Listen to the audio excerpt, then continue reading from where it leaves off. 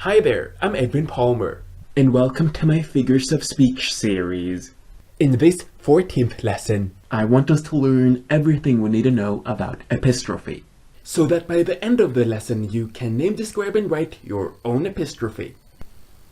So what's epistrophe? Epistrophe is the repetition of the same word or words at the end of successive phrases, clauses, or sentences.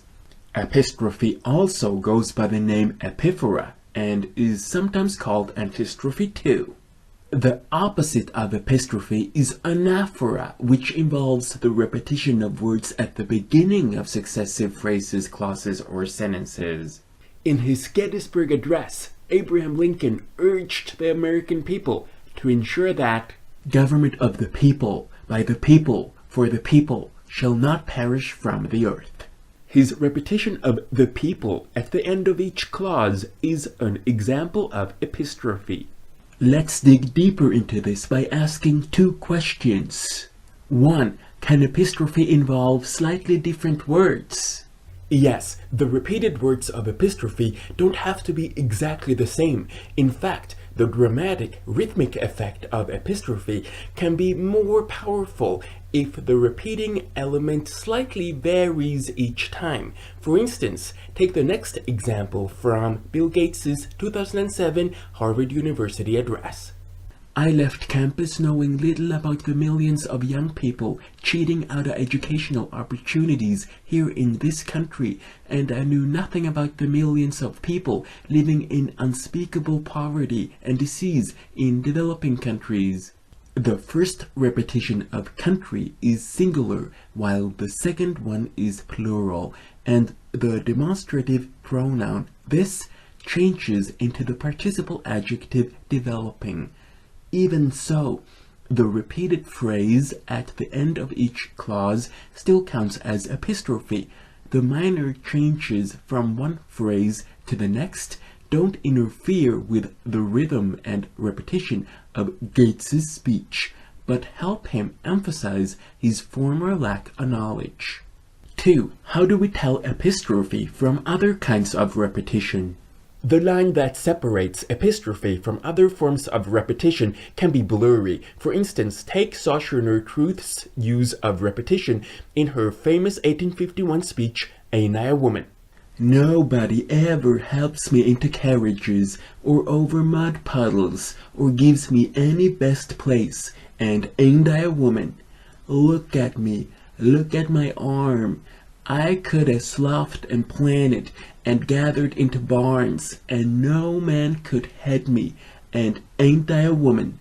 I could work as much and eat as much as a man, when I could get it, and bear the lash as well, and ain't I a woman? Technically, this speech is not an example of epistrophe because the repetitions occur as their own sentences and therefore aren't located at the end of successive clauses, phrases, or sentences.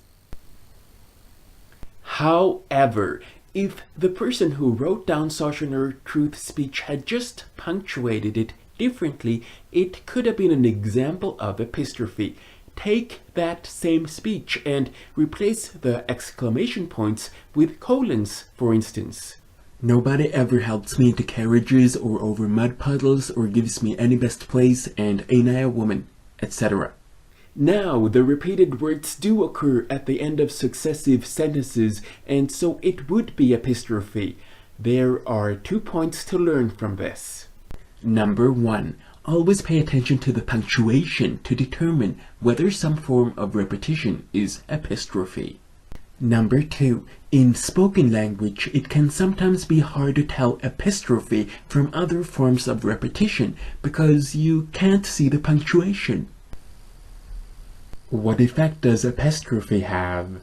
Because the emphasis is on the last word or words of a series of sentences or phrases, epistrophe can be dramatic. It's effective when the writer wishes to emphasize a concept, idea, or situation.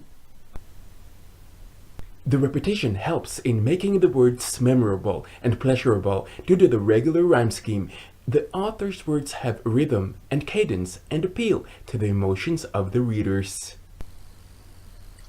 Does epistrophe express correct or incorrect language? Epistrophe expresses correct language. It often appears in songs, poetry, speeches, and literature. Writers should be careful not to overuse it though, and keep in mind that a downside of using epistrophe is that the sentences are often in the passive voice, which is weaker than the active voice. Let's practice! In a couple of seconds, I want you to pause the video so you can read the sentences I'm about to show you. I want you to tell me which of the following sentences contain epistrophe and which ones contain anaphora.